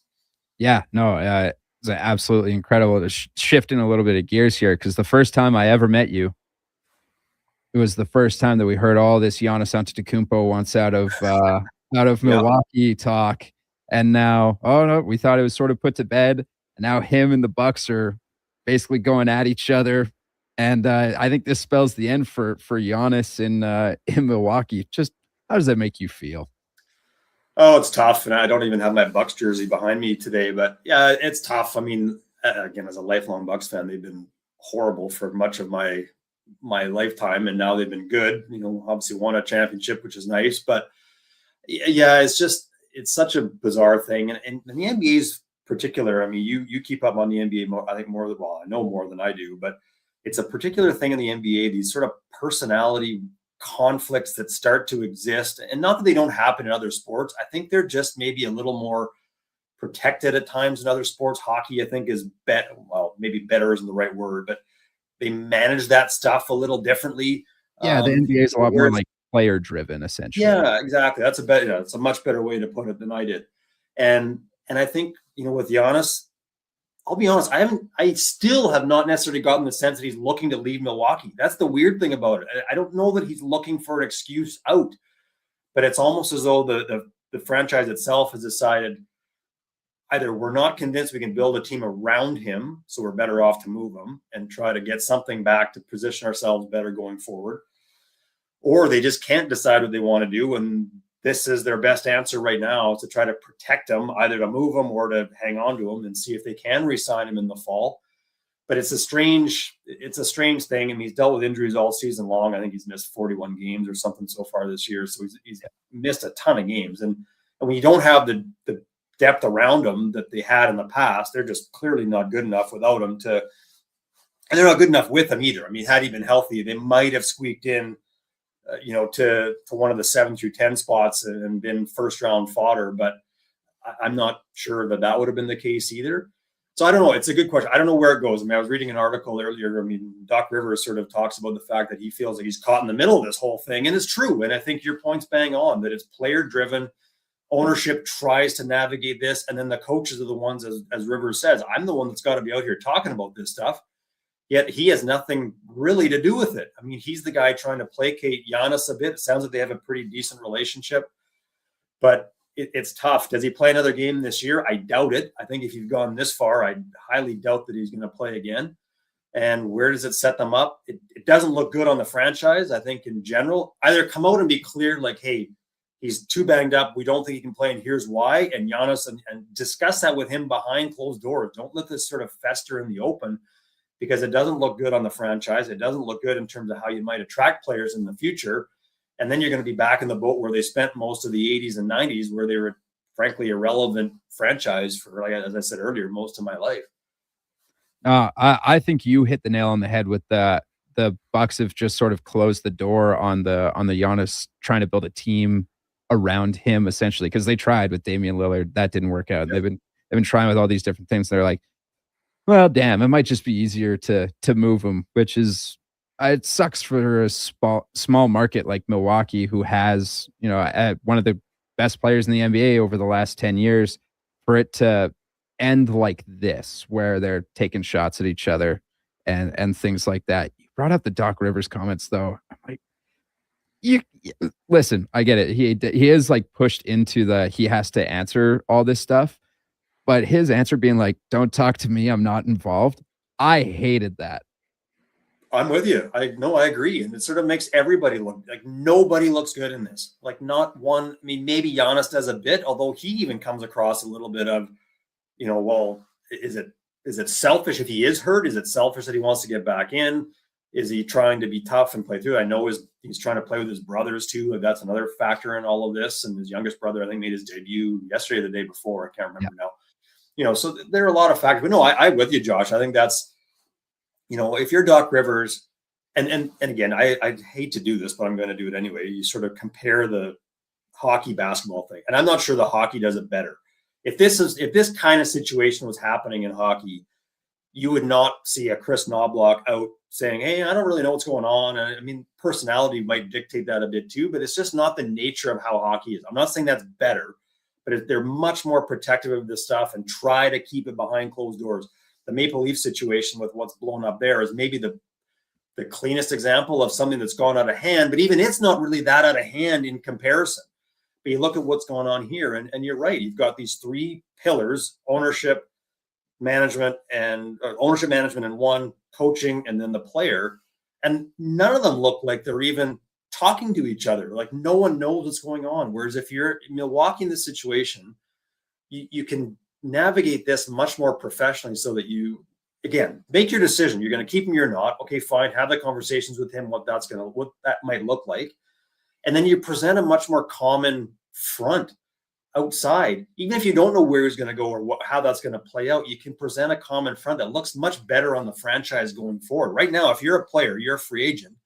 Yes, it's a small market, but it's been a decent market the last 10 years, with Giannis. If you're a free agent, does Milwaukee even enter your radar? No, partly because it's small, that's one thing, but partly because they look like they have no idea what they're doing. Yeah, no, it looks like an absolute cluster out there. I have one more question for you that's just sort of out there, and you might not have an answer for this, but you're a lot closer to the Stingers than I am. Were those jerseys they announced on April Fool's Day, are they real, or was that like an April Fool's Day joke? I don't have an answer. I kind of hope they're a bit of a joke. I don't know. I saw, GM and coach Jordan Baker sort of repost something about them. So I have to think they're maybe not, but at the same time, it's not uncommon. We see it in basketball all over the place for these sort of unique jerseys to come about. And they did tie it into their K-Days stuff, which they're doing this year. They've had years past where they've basically been gone for K-Days, but now they're going to be there. So that's a good question. I don't have an answer. I don't have inside info on it, and I haven't seen anything since about it, but I didn't love them. That's just me. I love jerseys. As a bit of an aside, I love in the NCAA tournament this year, super traditional looking jerseys. The schools have gone back, some of their retro stuff, but they look super clean. I can tell. I flip a game on, I know who's playing. Whereas with the NBA, half time I flip a game on, it takes me 10 minutes to figure out because I can't tell the court with the court or the jerseys anymore. So I don't love all these ones. I kind of hope the Stingers stay away from that. They've got 3 really clean looks they've used. Stick with them. But hey, what do I know? Yeah, I'm on the total flip side of you. I think those jerseys are absolutely nails. Oh yeah. I would buy one like the mall rat look thing. I'm like, oh yeah, like I could absolutely trot that around on a hat or something, you might get your wish. Hey, it's still up on their X, so they haven't it seems like this is pretty real. I think my sense is it is, but I hadn't even thought about the April Fool's thing until you mentioned it, to be honest. But oh yeah, Doug, it was a mess in here on April Fool's Day because that's when a bunch of the Maple Leaf stuff was going on. So any articles that were written like digging in on them or like, is this real or is this a joke? And our morning show host Kevin, love him to bits, he was just so confused and was like, you have to find out if this is real. I'm like, how am I supposed to find out if this is real? I'm in the same boat you are. So it's tougher. April Fool's was one thing pre social media. Now it's worse because now it's easy to flood the zone with all kinds of crazy stuff that you have to decide if it's real or not. No, absolutely. Well, Doug, I appreciate you taking the time this morning. It was a great conversation. Looking forward to the next time we have you on, which will probably be around the tip off of the CEBL season. You and Paul getting back to it. So thanks so much. My pleasure. Happy to come on anytime, Josh. All right. You have a great rest of your Saturday. Happy Easter. Thank you. Happy Easter to you too and the listeners. That was Doug MacLean, voice of the U of A Golden Bears and Pandas, as well as the Edmonton Stingers CEBL season, tipping off in just over a month now, and that later end of May. Looking forward to that ball being back. We're going to take a quick break here. Then we will wrap up the show, and you'll get to listen to Blue Jays baseball, AM dial only. This is Hoop City with Paul Sir on Sports 1440. This is Hoop City on Sports 1440. Now, back to your host, Paul Sir.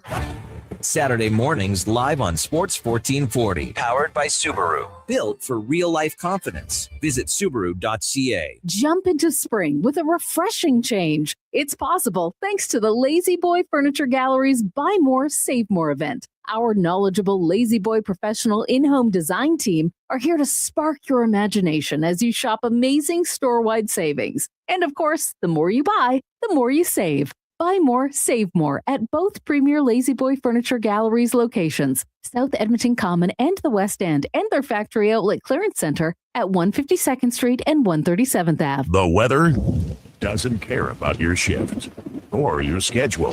Carhartt Rain Defender sweatshirts let you battle back against the ever-changing elements. Carhartt's durable, water-repellent technology lets light rain beat up and roll right off. Layer up and stay on the job longer without getting drenched.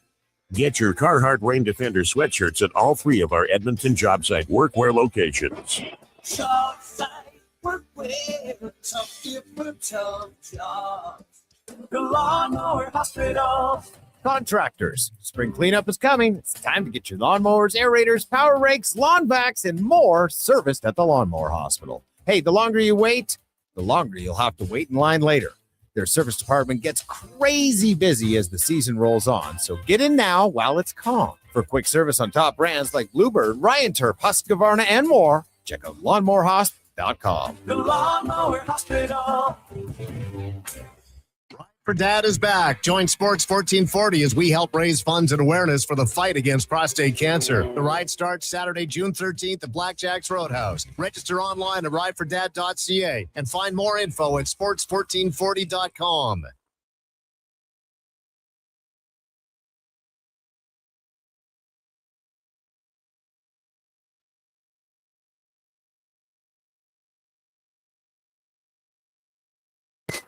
This is Hoop City with Paul Sir on Sports 1440.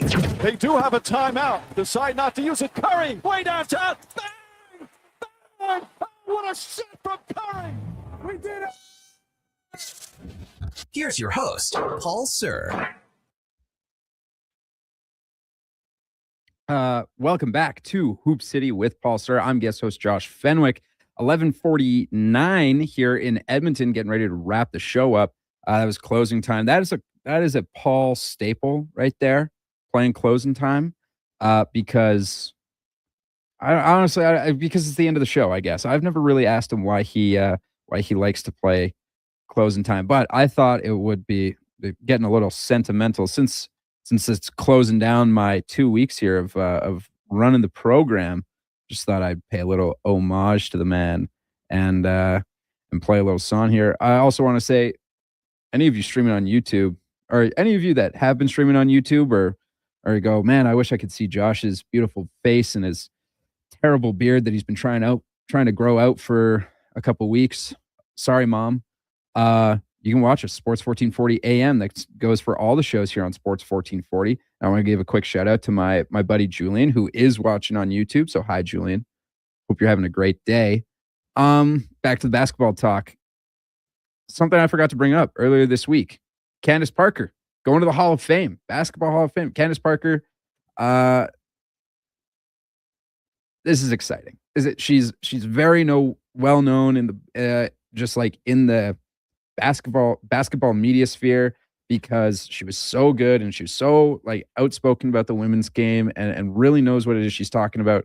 I wish that her Hall of Fame induction came sooner. I really, really do, because she's going in right now this year with Doc Rivers and Amari Stoudemire. So that's like a weaker year for, you know, the Hall of Fame ticket, essentially. And that's when Candace Parker gets to go in, when all things considered, she is one of the greatest players to ever play the game in the WNBA. And so the fact that she had to wait this long to get into the Hall of Fame, not bad. Unfortunate, but at least she's getting her due and going in there. Also, I need to touch on what I said about the CEBL.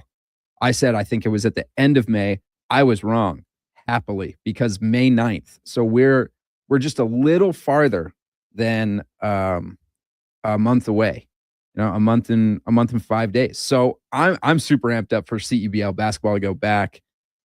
First game, it is the Stingers and the Sea Bears here in Edmonton playing the Stingers. Sea Bears, they have former 3-time MVP and champion with the Edmonton Stingers, Xavier Moon, on their roster. So Xavier Moon gets to make his return to Edmonton. He'll just be donning an opposite team's jersey, which is far too bad. But you know, that's all right. Maybe Shawnee II will come back for the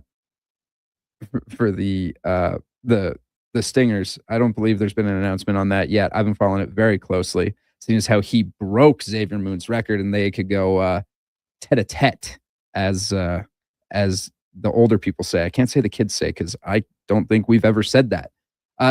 Tiger texting in. First of all, he calls me Jeffs.